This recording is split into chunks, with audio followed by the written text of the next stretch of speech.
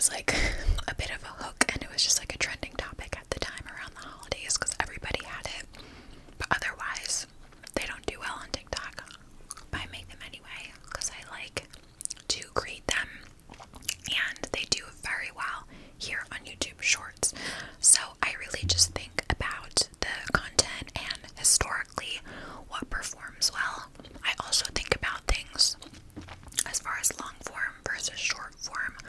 What is a topic that's going to be something I can talk for a really long time about, and of course I would do a long form video for that. Or what's something that's completely kind of random, like my rambles on TikTok don't do that well, but rambles here on YouTube as long form perform the best out of like any category of video that I do. So as a little chit chat on that. Okay, next topic. What kinds of content do you gatekeep and why? So it's not in a toxic way, but in a boundary way, which I also think is a great question because I'm definitely somebody that leads with my personality on social media, which not everybody does, and that's not always a bad thing, right? Sometimes people focus really, like their brand is cooking, right? They're a chef. They talk all about their recipes, food shopping, nutrition, their clients, just food, and you really don't get into the other pieces of them. Sometimes people are like that with the gym, their fitness creators, their gardening creators, whatever. They focus on one specific topic and they really stay in that lane because that's what works for them, and they really don't have to like dive into anything else. For me, my brand is mostly me. It's kind of about me and the things that I am dealing with, working through, celebrating, etc.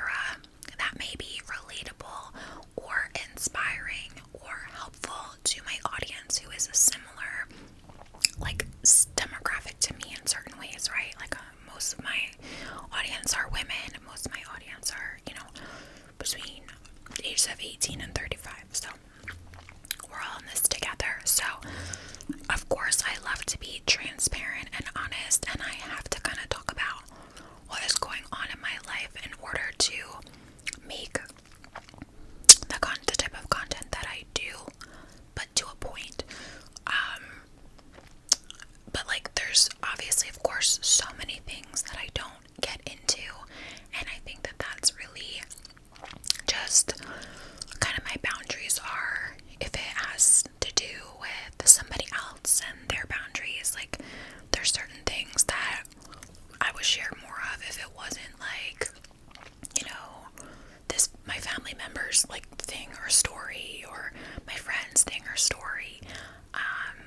And if it's something also that feels like too negative, or it's not like, or it's a totally like unrelatable issue, or if it's too personal about like my relationship or my home or my neighborhood, or like too revealing of like details about my life that could put me like in danger or whatever, just in case, God forbid, those things I do keep to myself. So same with like stories of like fights with friends or things like that. Some people talk about that stuff. I know people watch my videos that are like in my neighborhood, in my, life and things, and sometimes I forget that because they don't comment, or it feels like I'm just talking to this big audience. But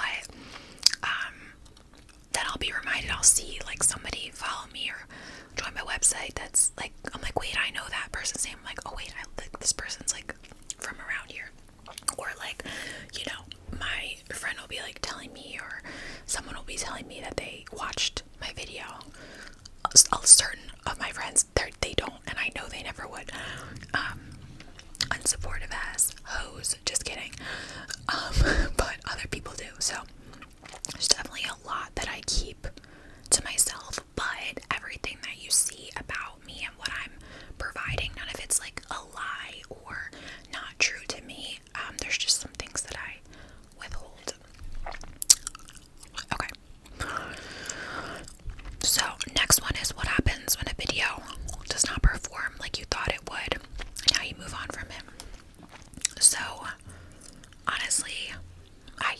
don't have like super high expectations when it comes to performance. Sometimes I can sniff out if a video is going to be a potential hit on TikTok. Like there's certain videos I make on TikTok, like doing different types of whispering, and I do a little inaudible, and I do a little quick, and I do a little slow, and I do a little soft, and I do a little this, and for some reason those just do really well. Or my like blind ranking like videos when I play like a game or use like a filter on TikTok usually do well, and certain other types of content, but other than that, I usually kind of expect them to perform kind of medium, because it's pretty like consistent around as far as views go on my channels, and I've really kind of learned to predict like the vague kind of number of where this video will fall in line compared to like recent ones, especially with YouTube. Like YouTube shows you how this video is performing compared to your last 10, and it separates shorts from YouTube videos. And this one I think would probably do really bad, even though it's a really interesting topic, but because I have added gum chewing to it, I think that will make it do better, and I predict that this will be a 6 out of 10. So somebody can comment and I'll tell you what it ends up being. It like tells you after an hour, and then it can kind of change around.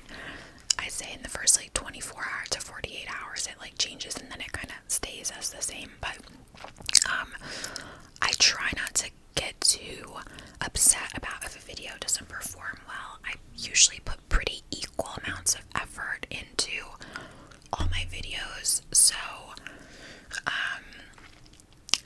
and I think also diversifying the platforms that I'm on helps. And what I feel like I find really is that all of my different platforms ebb and flow. Like right now my YouTube shorts are really popping off and doing really well. I will say YouTube changed the way that their views for shorts work. They're now like more of a TikTok algorithm where you get like the impression, like just that quick impression, like, or not impression, but like a quick scroll, even like a 2-second watch counts as a view. Or like before, I think it was like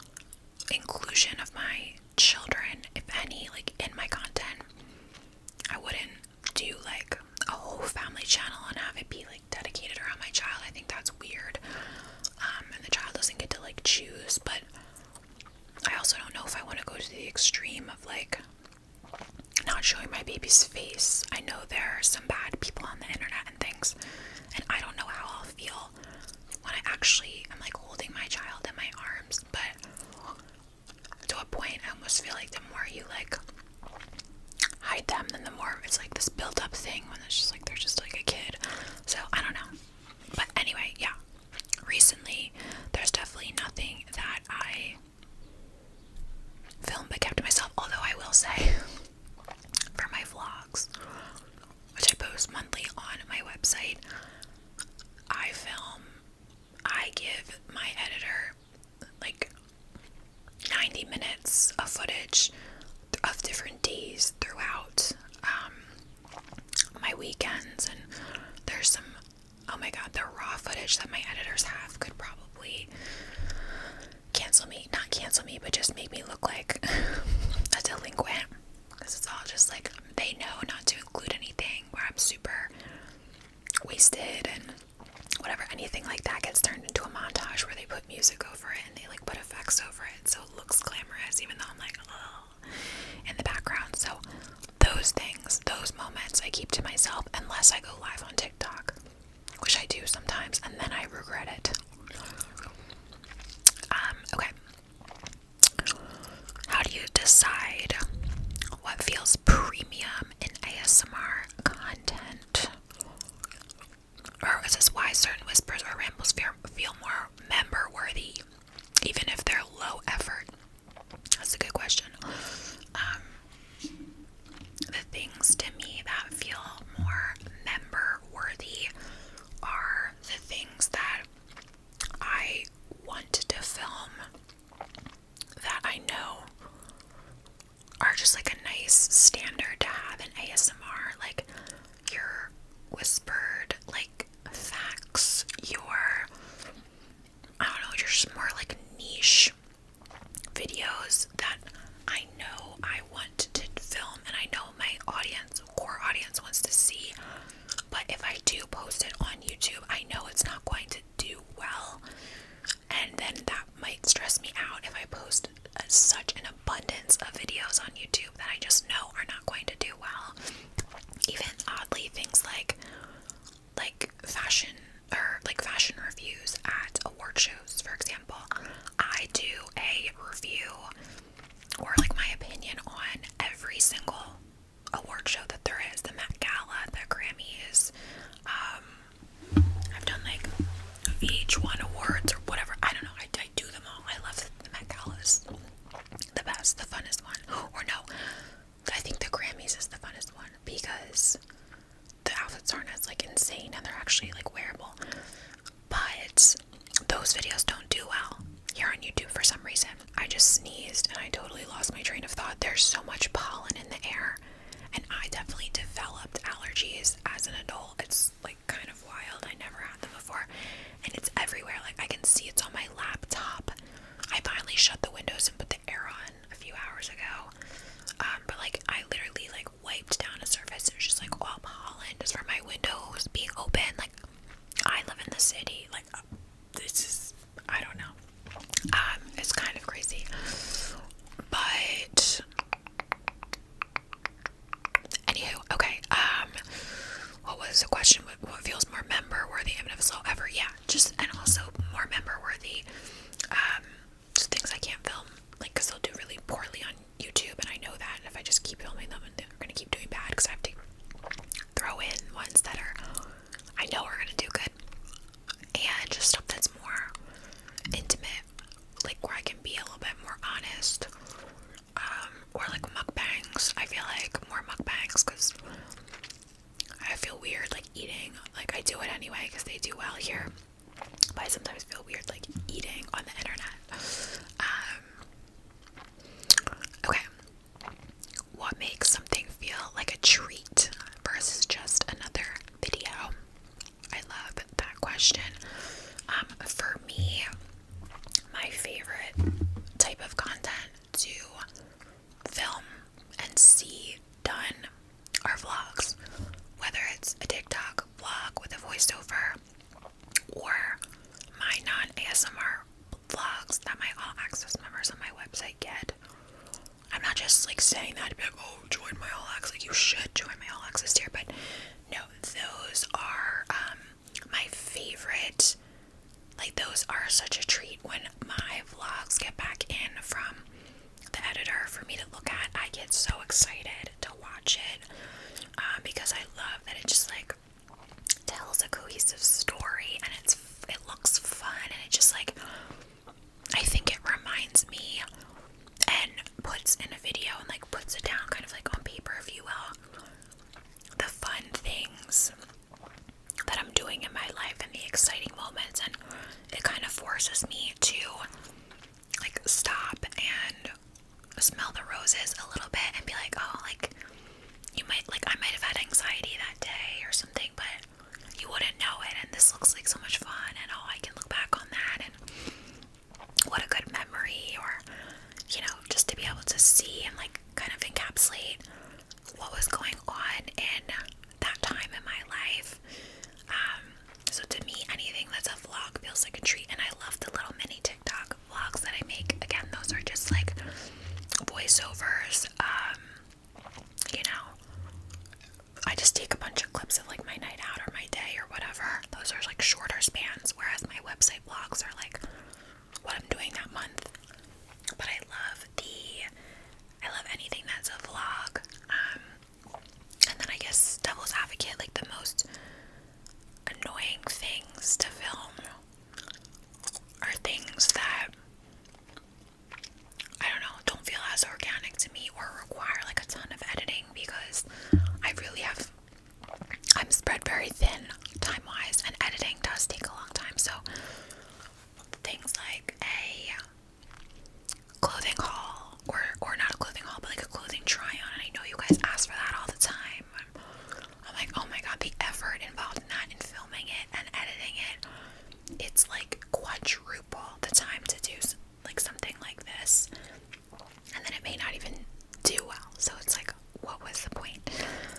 Although sometimes for me those do feel like a treat to watch, because I know the effort was a little bit greater.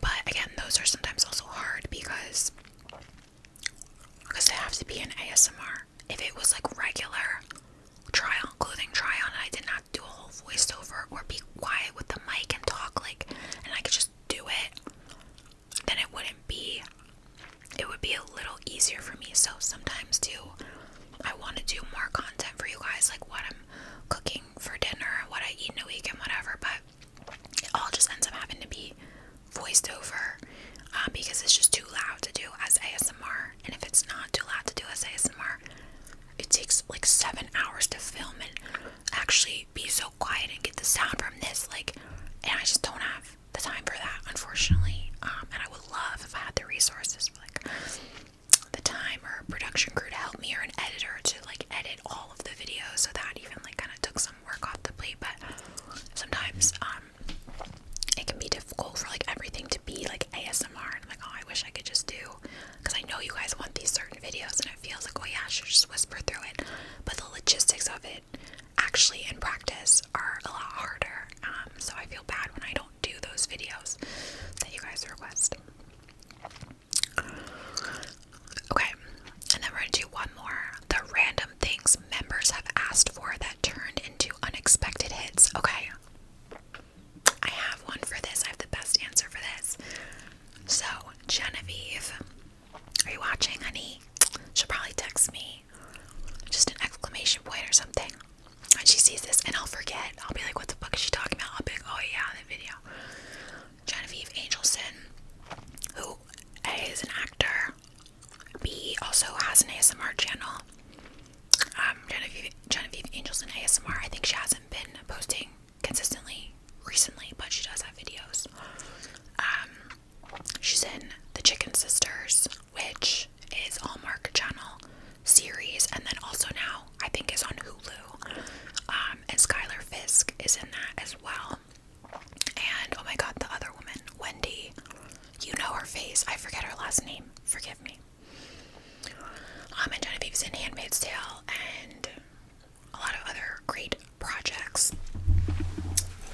She watches my ASMR and has trouble sleeping and stuff, and she just loves like the rambles and following along with like the story of my life and my friends and what's going on.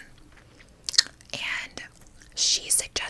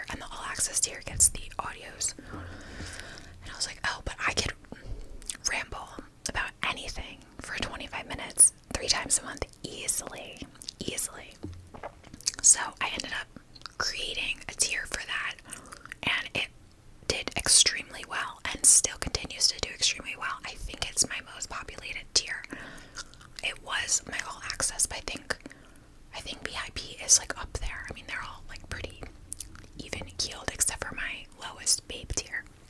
That one's more like just like a tip jar almost, but you do get a couple things. So that is the biggest thing. She just casually gave me that idea for her own. It was her own self-serving. She's like, I need to go to sleep and I need more. Like, I just need the audio. You should do this. And I was like, oh, that's a good idea. So she actually should get a commission on my audios because she was the one that had that idea, and it was perfect because I had the bandwidth to do it. And it really added value for a lot of members. So shout out Genevieve for that. And I don't know if that's like the main thing that I can think of, unless anyone here is a member and can think of something else. You can leave it in the comments and I'll definitely give you your credit, because you guys and my members like give me lots of ideas all the time and lots of inspo, and I very much appreciate it. So anyway, that is all I have for you guys today. I feel that this was all over the place and that it was a little vague and here, there, and everywhere, but nowhere at the same time. So I hope you liked it, because behind the scenes, sometimes when I feel like I just shit the bed, like what a stupid video, or I was not on my A game, people are like, oh my god, that makes so much sense, you spoke so eloquently, I understand. I'm like, oh, okay, great. So maybe you guys felt like that. Tell me you felt like that. Anyway, so that is all I have for you guys today. I appreciate you guys being here, being subscribed. Do not forget to go and follow me on TikTok, guys. I am so close to 100,000 followers, and I have already preemptively planned